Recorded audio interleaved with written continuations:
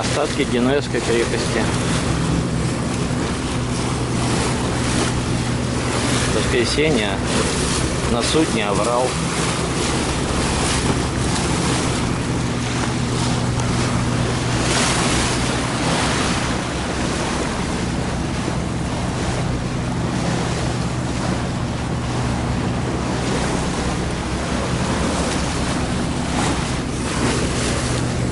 Балаклавская бухта чем славится, она абсолютно не видно вход с моря.